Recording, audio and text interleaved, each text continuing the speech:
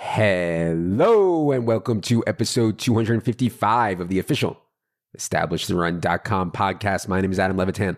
I am one of the co-founders here at ETR, and we are coming off of an empty volume kind of week. Yes, that's right.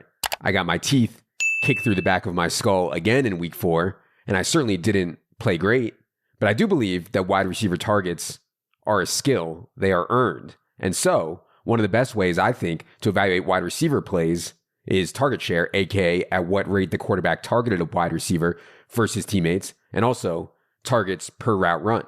And so in today's NFL, where running back workloads are so incredibly fragile and committee-based, and throw rates continue to increase overall, I've been leaning toward 4 wide receiver builds when it makes sense. And I thought week 4 was one where you could have gone either way. I thought the unique roles of Davante Adams and Cooper Kupp were worth looking at in 4 wide receiver builds. Both have very realistic shots to finish the year with a 30+% target share from very good quarterbacks. And by the way, 30% is just an absolutely massive number. So if we evaluate week 4, well, Cooper Kupp ran 46 routes against the Cardinals, saw 13 targets for a 31% share at 7,800. I mean, if you told me that before the game, he's just a stone lock. Davante Adams, 39 routes against the Steelers, 11 targets for a 30% share at 7,900.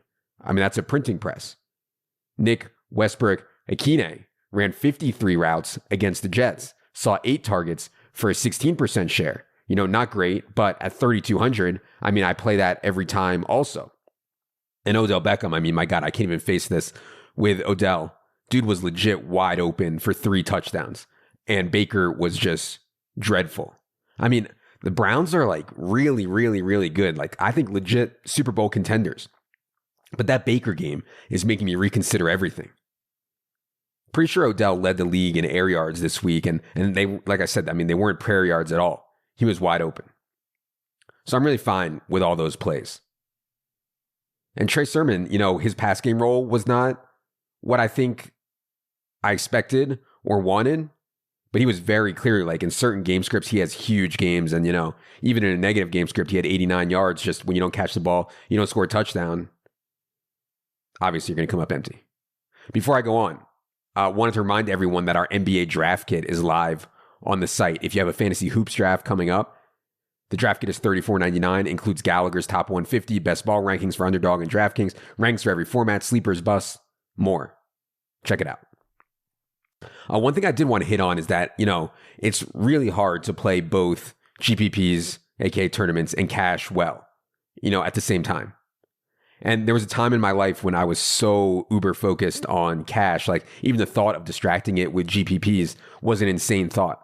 But now that I'm playing a lot more tournaments, it's just so clear who the bad GPP plays are. Like Nick Westbrook-Ikhine, like we weren't even certain that he'd have the role I just described. And we didn't know that they'd run 100 plays. And you can always have the outcome that he had anyways. So he's up around 15, 16%. I mean, that's crazy. You can say the same thing about Will Dissly and Evan Ingram. You know, really high owned in the teens and some higher stake stuff. These dusty tight ends as chalk are so bad in GPPs. The Lions defense was 26% owned in tournaments. I mean, that's laughable for any defense. Like, go back and look at the Million Maker article, see what the correlation is. I have the table in there. What the correlation is between ownership and fantasy points at defense. There's like none.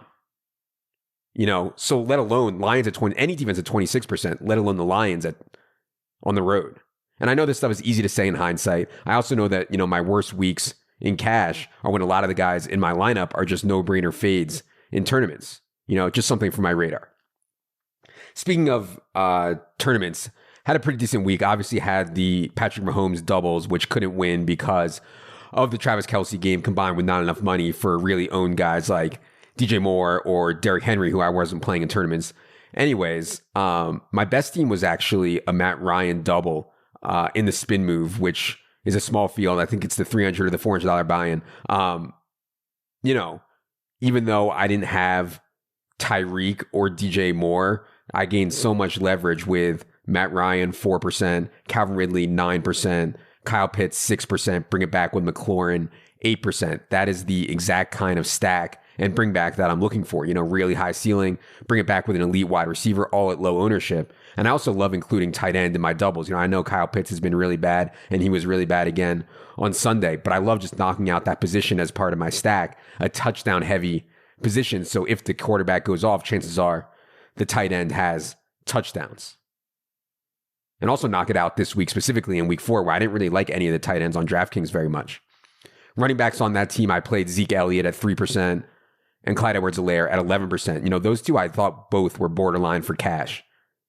But I knew they were pretty fringe for cash and therefore wouldn't be too owned in tournaments. And yeah, to get Zeke at 3% in that spot. And then also I played Cowboys D. So, I mentioned Zeke, he's losing a lot of pass down work. So correlating him with the Cowboys defense, I thought made sense. Cowboys get a lead. Zeke gets touchdowns and carries. Tony Pollard's role decreases.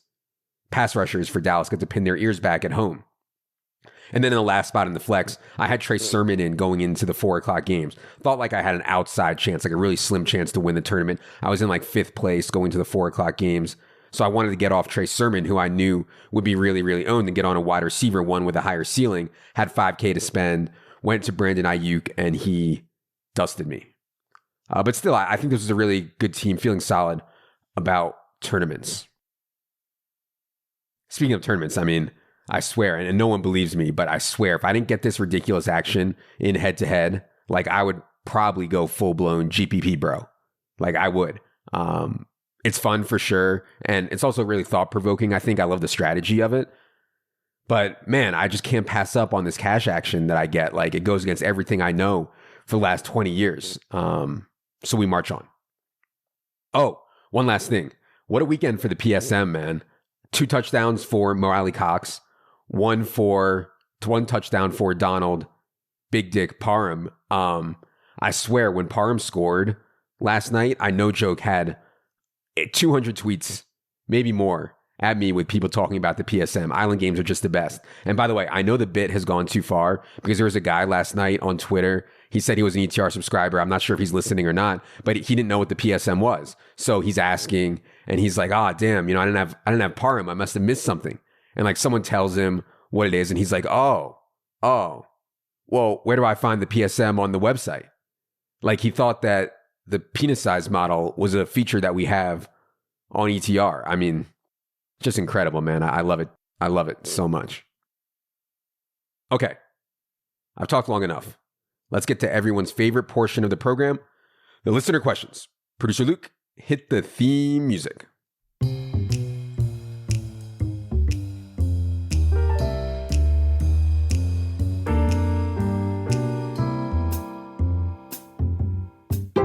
All right, appreciate all the questions. Going to do 8 today.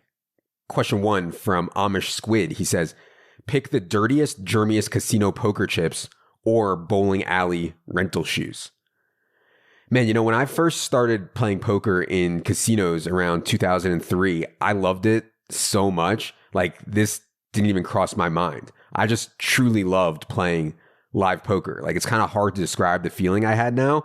Like I would drive from Penn State all the way to Atlantic City, like a 4.5-hour drive, all to play 612 limit hold'em at Borgata, where the buy-in is like $200. And the whole way I would have this incredibly excited feeling. So no, these disgusting slobs who put their fingers up their nose, they scratch their balls, they're eating greasy chicken wings at the table and then touching all the chips that I'd eventually touch. It really didn't bother me. I'm not sure why. I think I'm typically okay with like filth getting on my hands. Like I accept that my hands are going to be filth-ridden cesspools. I can wash them very easily. It's kind of standard. Other stuff bothers me more. You mentioned rented bowling shoes. Yeah, that's just like max fungus and disease for sure. My wife actually got me recently to go spinning with her, which I got to say is a pretty miserable experience. But anyways, I'm wearing sneakers, and when we get there, of course, the chick at the front asks what shoe size I am. And I look at my wife, I'm like, what the fuck is going on here? Why is she asking me what shoe size I am? And the chick can see like my anxiety just bubbling and bubbling. And she's like, oh, it's no big deal. You just have to clip into the pedals and you can't do it with sneakers. It's not a big deal. I was like, not a big deal. So yeah, I had to use used cycling shoes. And at the end, there's no big cleaning process. You put them in a bin They spray him or whatever, and then they put him back. Actually, the worst experience I had with this was on our honeymoon. So this must have been like 2011 or so. I still remember it clear as day. We signed up for some snorkeling trip. Super cliche, go snorkeling in Hawaii on your honeymoon, whatever. I actually asked, though, when we signed up, I said, oh, do I need to buy a snorkel mask? I don't have one. And the guy says, no, the snorkel mask comes with the trip. Oh, okay, fine. So me, apparently being an idiot, assumes that it's a new snorkel. No. We meet at the snorkel spot, and this bro pulls up in his pickup truck, and in the back of this dirty-ass pickup truck are some very clearly used snorkels. And I don't mean just headgear. I mean the ones that you put in your mouth. So I just couldn't do it, man. It ruined the whole thing. I put the thing around my eyes, and I just kind of hovered at the top of the water and looked at the fish, but I couldn't put the mouthpiece in. Like physically, I could not put the mouthpiece in. I mean, that's insane, right, to ask someone to do it. And this was way pre-pandemic. I mean, anything like that. This is just insane in any circumstance. I mean, poker chips and the bowling shoes are nothing compared to that. Question 2 comes from Texas Ranger. He says, who is the captain of Team Sex? Yeah, so I'm sure you all saw the Urban Meyer thing, King Donkey Urban Meyer thing. I mean, first he takes Travis Etienne in the first round, and now he's out. Obviously it's like stone locked to get caught. I mean, he's very clearly not the captain of Team Sex, though. Like, he looked like during that whole video he was like in prison. But I only saw a short clip of the video. But I don't want to say I feel bad for him, like, because he's obviously a massive dolt. But he was clearly like not trying to get on the team. I don't think, from what I saw. He even like had his hands there as like a barrier. And then the video goes completely viral. He's got to release a statement saying he's not on the team. I mean, it's such a ridiculous thing to have to come out with a statement on. And then his wife, I'm sure, is fucking fuming, But anyways, I'll give 2 nominations for the captain of Team Sex. One is Lou Williams. So I got to know Lou Williams a little bit when I was covering the Sixers around 2006, 7, 10 or so. I mean, this dude, Lou Williams, legit had 2 or 3 girlfriends at the same time. That they would come to the games, like, and hang out. Like, no hard feelings whatsoever. They would go to the games together. And he didn't even think it was weird. Like, he was shocked that anyone thought he was an outlier. He's like, hey, what do you mean? Yeah, of course I have 3 girlfriends at the same time. Like, what are you talking about? You don't? I was like, no, dude, of course I don't. I'm lucky I have 1. And then the second one, the second nomination for the captain of Team Sex. I know that I've talked about this before on here, so I'm not going to spend a lot of time, but it's very clearly Mike Zimmer. Google Mike Zimmer girlfriend and tell me this dude isn't the fucking king of the team. A role model we can all aspire to. Question 3 from Griffin Gum. He says, what's the best show that your kids watch? I have a 3-year-old myself. Need to find the GTO show for her. Yeah, I think it's obvious that the educational stuff that actually holds their attention simultaneously is the Stone Cold Nuts. Sesame Street. There's a show on PBS called Dinosaur Trains. That's good. We're running into a major problem right now because my kids love YouTube. Like, addicted, obsessed. And obviously there's no regulation on YouTube. It's just a bunch of clowns like gaming the algorithm with silly fucking face thumbnails and doing the most GTO things possible to get likes and clicks or whatever. It's obviously not for, helping educate and raise kids. It's awful. Like, every video that they watch is the same. Some 20-something clown doing some stunt or competition for 10K in prizes and then screaming, let's go, into the camera. And now my kids run around saying, let's go. I actually want to remove YouTube completely from our TV. I really think it's going to fuck them up long term. And I actually really need to do that now that I think about it, because my 6-year-old has figured out how to watch established run videos on YouTube somehow. And God, I mean, I cannot face him watching a solo pod and me having to explain that this is all a joke, it's bad. So yeah, we got to ban the YouTube. Question 4 from Greg Andrews Burner. He says, what's your favorite interview that you've hosted? And regarding the Schefter one, it seems like you really could use his bookshelf guy. Buddy, my bookshelf is coming along big time. And in the next, I don't know, 5 or 6 days, I'm getting a big addition to the background that I think is going to be sick. But yeah, favorite interview. Man, so many. The first one that comes to mind is Kandia. Did that back when the podcast was called The Daily Fantasy Edge. Back in, well, I'll say this. Back in 2014 and 2015, Kandia was like the absolute end boss of DFS. Like, if you weren't there playing, it's kind of tough to describe. he like literally owned the lobby. No one could even post at high stakes unless they wanted to play him because he'd scoop. And, you know, he was a massive winner and he did unconventional things. And man, I don't even know if I can even think of anyone else in gambling who did this, but he literally quit on top. Like he came back for the beginning of an NFL season a few years ago, won a ton, and then just stopped, like never to be seen again in the DFS streets. I mean, how many people in gambling actually quit on the actual top? It's incredibly hard to do, incredibly hard. And in the interview, I mean, you know, he did the interview after he had quit again, and he was so ridiculously open and honest in the interview. It was amazing. I think since it's been the ETR pod, I'd say my favorite might have been Scott Hansen, he of Red Zone fame. It was like the middle of the pandemic. Everyone was miserable. No one knew if the season would even be played. And this dude comes on the podcast, just shot out of a fucking cannon with excitement. Like if I didn't know any better, I would have thought this dude was on like Adderall, Yayo, Tequila Bender. You know what I mean? Like he was so good. Legit got me pumped for the 2020 season. But yeah, I thought Schefter was awesome. Like he's just such a genuinely legit good dude. And he obviously has really unique insights that I thought were great. I'd also say we've done 2 interviews with Jason Strasser, and man, I could listen to him talk about gambling on stocks all day, like all day. It's just fascinating. He's incredible. Doug Polk came on the pod a bit ago in February. I thought he was great too. I mean, this guy, like, he's legit the best poker player in the world, you know, or one of them, at least in Heads Up Cash. And then also the best at making poker content, like legit hilarious videos. I mean, it's just not fair. He was great. But yeah, you know, I do love doing the interviews. I don't really have time to do them during the NFL season, but if you guys ever have someone you think would be good for off season, let me know. I've had a lot of requests for Ashley Jennings, Peter's wife, as she's just crushing it on Twitter. Definitely could do that. That would be fun. Question 5 from Jonathan Rambo. He says, you've previously reflected on your journey for ETR, but I feel like you guys have really shot up this year. Updated reflections on this journey. Yeah, well, I appreciate it, Rambo. I'd be curious what makes you feel that way, that we've shot up. But honestly, like, I think the biggest thing is that we've brought on so many incredible people. I know that sounds super cliche, but honestly, like when we started this 3 years ago, there was a part of me that was like, you know, fuck this. Me and Silva can do everything, you know, the content, the marketing, the logistics. You know, we don't need partnerships with anyone else. We don't need help. And that was obviously just an asinine and arrogant way to think for so many reasons. Obviously, like, you guys know all the front-facing people, but man, there are just so many incredible people working on so many different things behind the scenes. It's actually a bit overwhelming to me.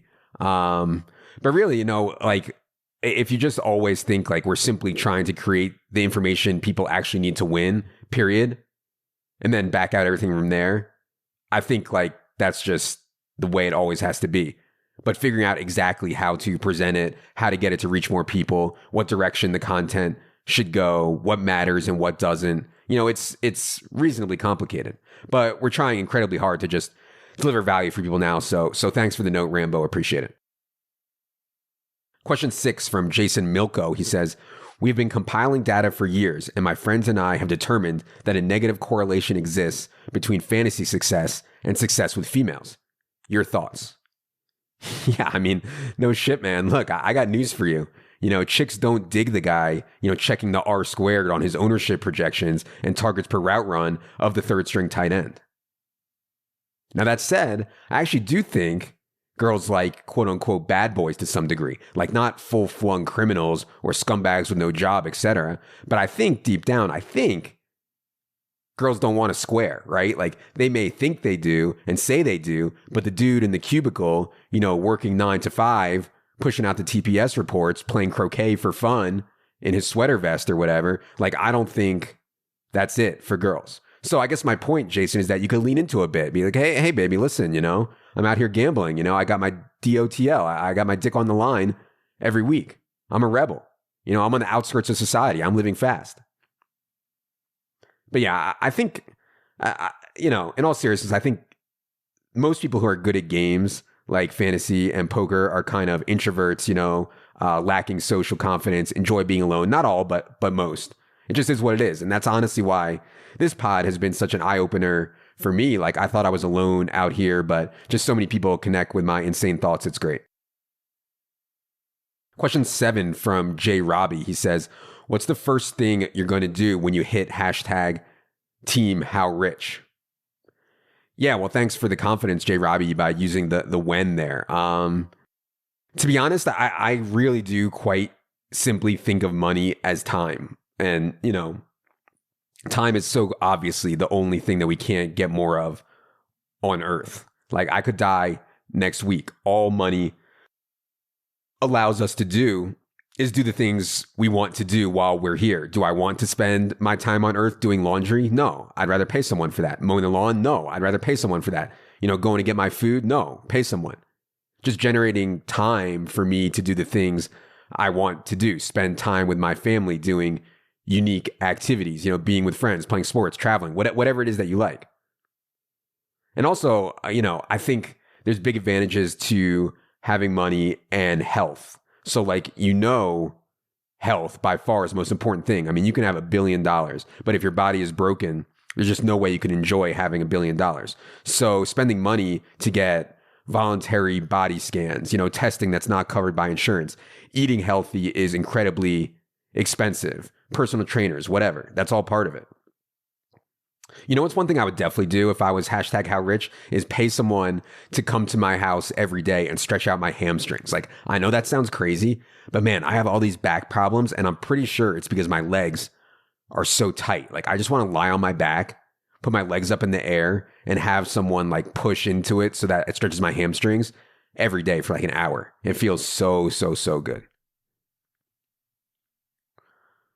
All right, question 8. Last question we're going to do today comes from Lou Tibbs. He says, now that you are mile high, are you finding that your ADOP, average depth of penetration, is affected? Is it like Coors Field? Good question. Honestly, the ADOP is not affected. You know, we can cut through the air a little quicker. We can increase our PPM, our pumps per minute, a little bit, but that's not really the biggest impact of the altitude. The biggest impact, I think, are in these game scripts where you need to be really run heavy. Like, it turns into a slog, or maybe it goes to overtime. You know, there's a lot of fullback dives and punts. In those kind of games, your POE, your pumps over expectation, I mean, you're in real danger there. You can really easily lose your breath out here in Denver. You know, your legs can turn to jelly. You can't get enough oxygen. Your body can just shut down. You know, like the dudes trying to climb Everest. It's not the actual hiking or the climbing that kills people in Everest. It's the thin air and the altitude. So yeah, you know, just have to come into every game prepared, well hydrated, and with a good game plan. All right, that's going to do it for this edition of the Solo Pod. Be back later tonight with Silva to go team by team. If you have not tried out ETR NFL yet, reminder, we do have weekly and monthly packages available on the subscribe page. For producer Luke, for Jerry, I am Adam. Good luck, everybody.